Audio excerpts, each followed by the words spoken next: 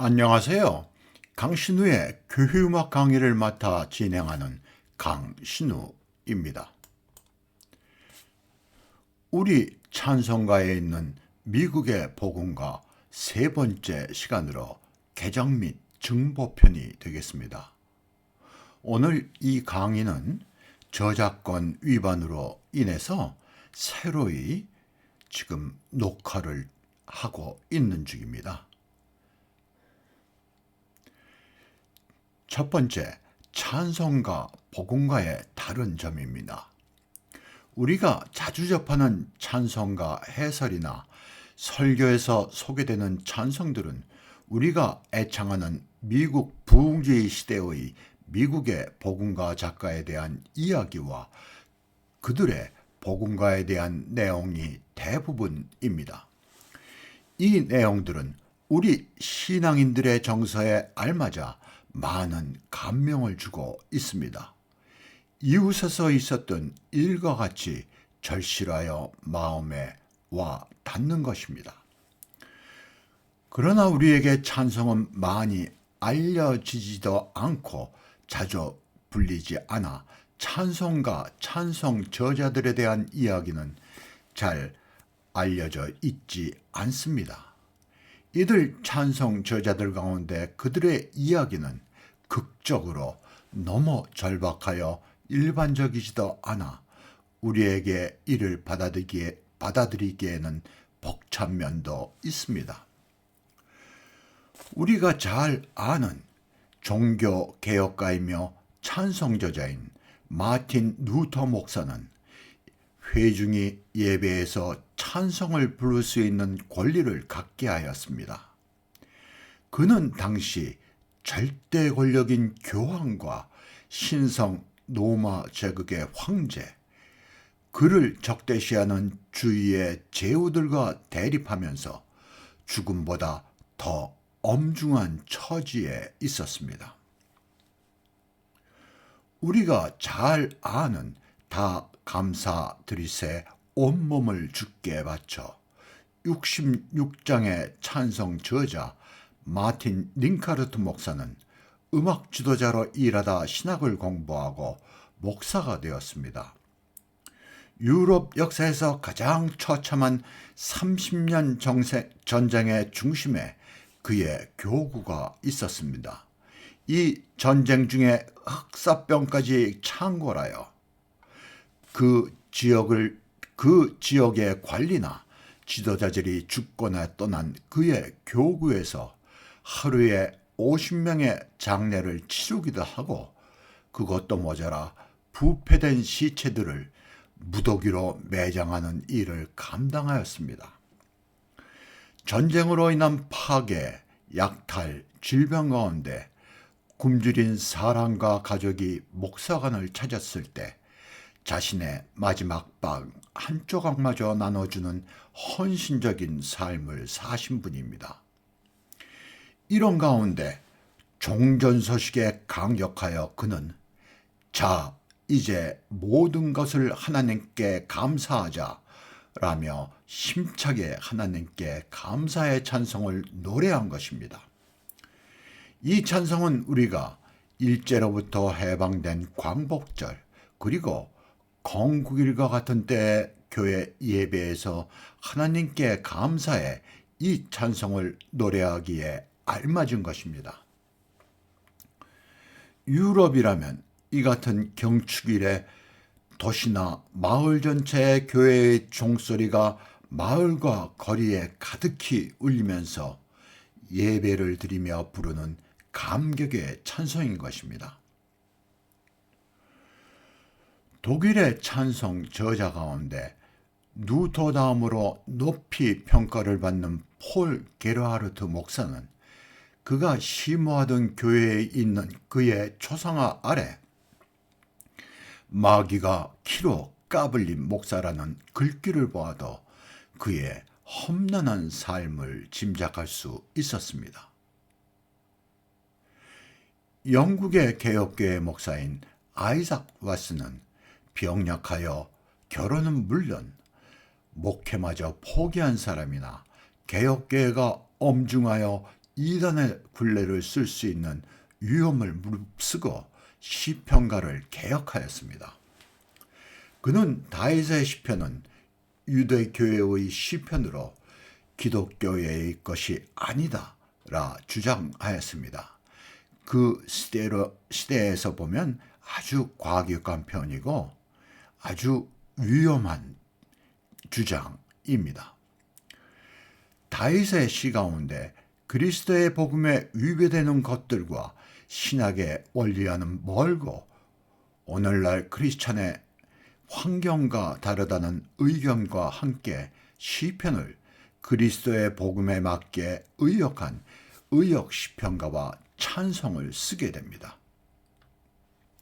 이는 그때 성경의 복음과는 권위를 가진 시편가를 개혁하는 것은 아주 위험한 일로 그의 모든 것을 잃을 수 있는 것이었습니다. 그의 육신은 병약하였으나 하나님의 믿음 안에서 그의 의지는 강건하였습니다.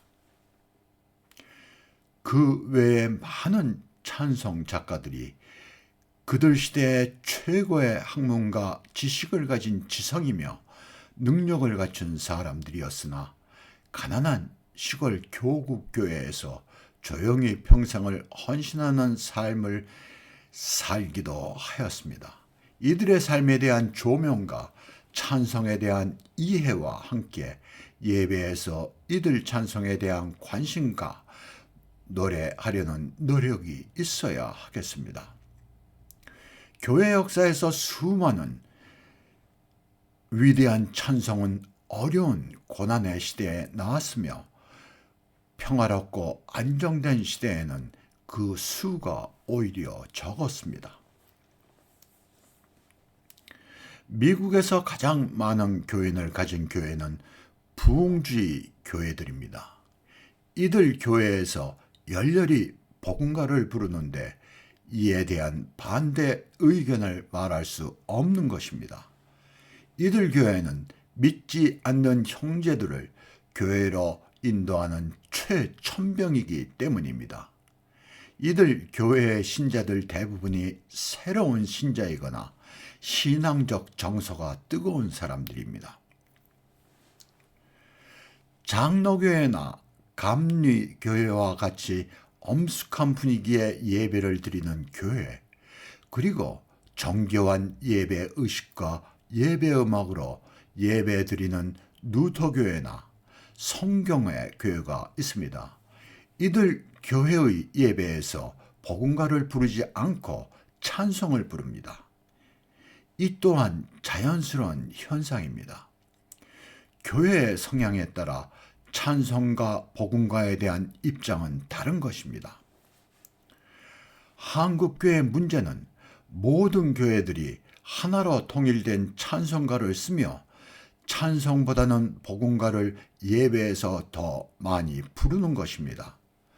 우리 정서는 남과 다르면 불편해하는 것입니다. 이러한 현상이 예배와 복음가에 잘 나타납니다. 교회의 성향과 교단에 따라 예배나 찬송에 대한 견해가 달라야 하나 어느 교회가 크게 부흥하면 그 교회를 유행처럼 따라하는 것입니다.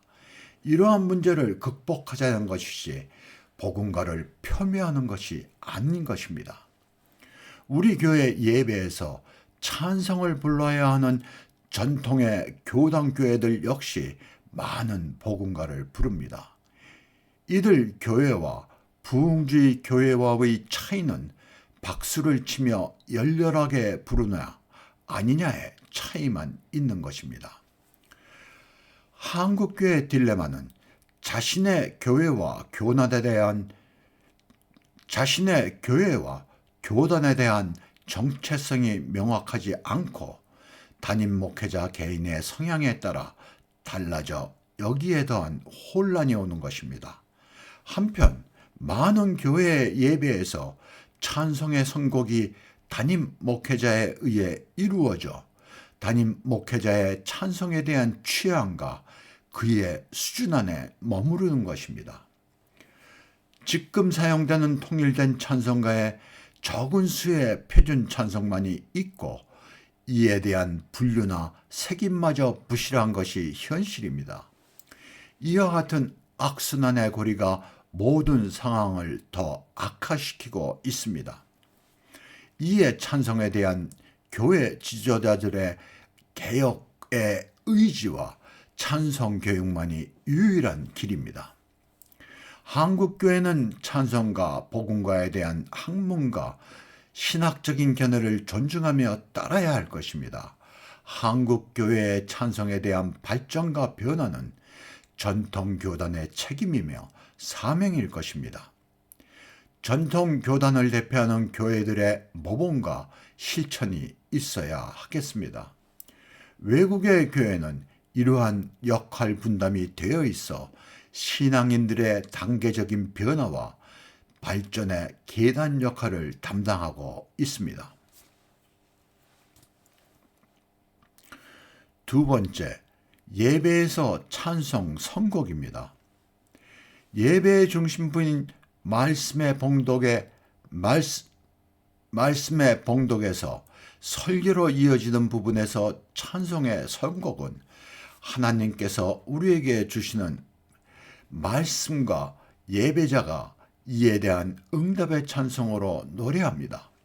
이를 쉽게 설명하면 성서의 말씀은 하나님께서 우리에게 주시는 선물이며 찬송은 우리가 하나님께 드리는 예물인 것입니다. 우리는 하나님의 말씀은 갈구하나 하나님께 드리는 예물로서 찬송을 하나님이 아닌 나의 수준과 취향에 맞는 것으로 노래하는 것이 아닌가 깊이 생각해야 할 것입니다. 한국교회 대부분의 교회는 설교자가 선택한 짧은 성경 구절을 읽고 그에 대한 설교를 합니다. 이는 집회에서 설교자가 선택한 성경 구절을 읽고 그에 대한 설교를 하는 것과 같은 것입니다. 이제라도 지도적 위치에 있는 교회의 예배에서 성서 일과에 의한 성서 봉독과 이에 대한 응답의 찬송에 이어 설교가 있어야 할 것입니다. 미국의 많은 주요 교단의 교회들은 오래전부터 교회력에 따른 성서 일과가 자리 잡고 있습니다. 한국의 일부 교단에서도 성서 일과를 보급하고 권장하고 있으나 이를 실천할 구체적인 교육과 내용이 없지 않나 생각됩니다. 예배에서의 찬송의 선곡은 예배의 주제와 내용에 맞춰 선택되어야 합니다. 예배 시작에 앞서 성가대의 임내성이 있습니다. 이때 교회력이나 예배의 주제와 일치하는 찬송이나 찬양곡을 선택하여 성가대가 노래하는 것입니다. 지금 대부분의 우리 교회는 짧은 기도에 이어 성가대가 송룡과 같은 짧은 응답성이 임내성을 대신하고 있습니다. 회중이 성가대가 노래하는 임내성을 듣고 교회력에 의한 예배의 주제를 알 수 있어야 합니다.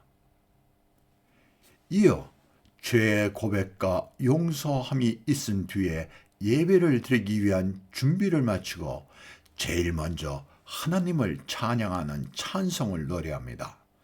우리는 이를 예배 찬송이라 합니다. 이 예배 찬송은 삼위일체 하나님 혹은 일이나 이위를 찬송하는 노래인 것입니다.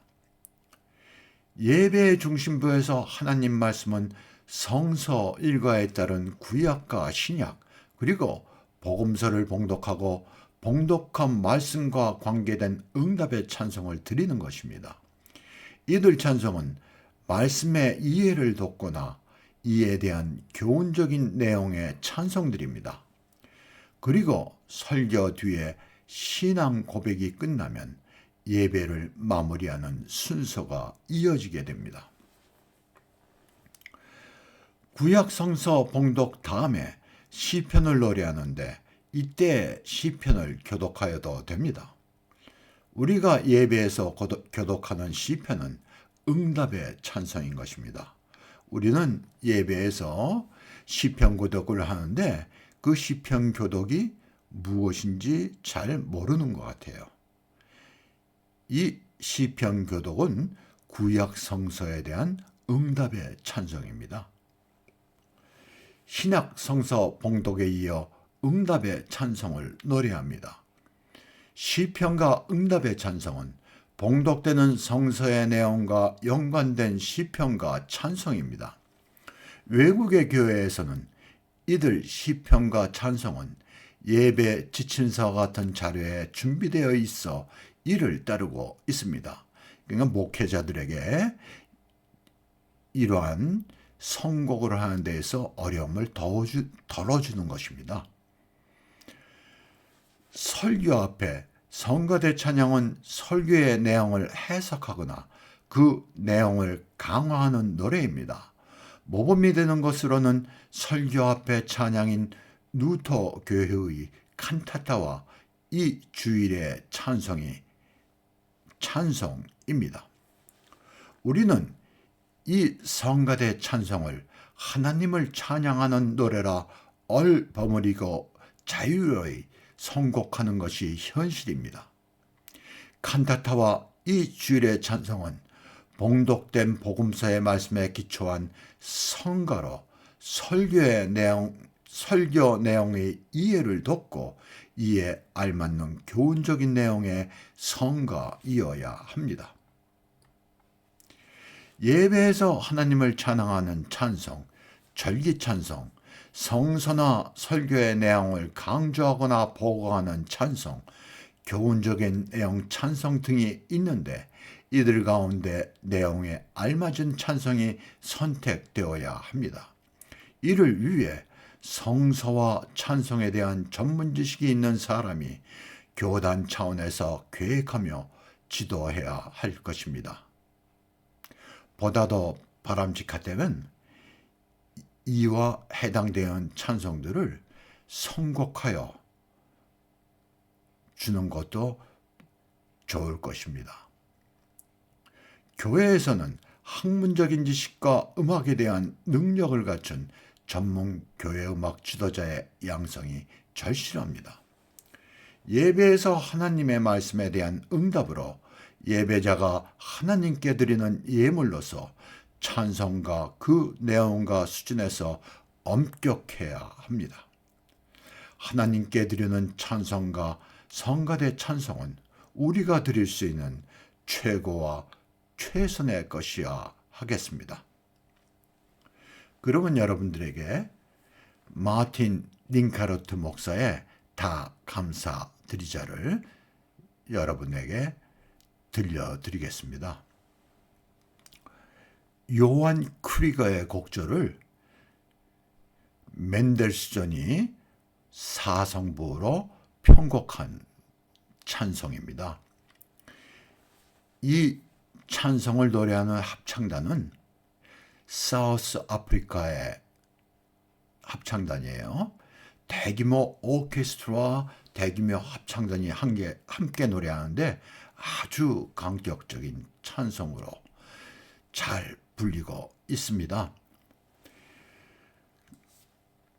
그리고 아래에 가스펠 그룹의 노래가 있습니다.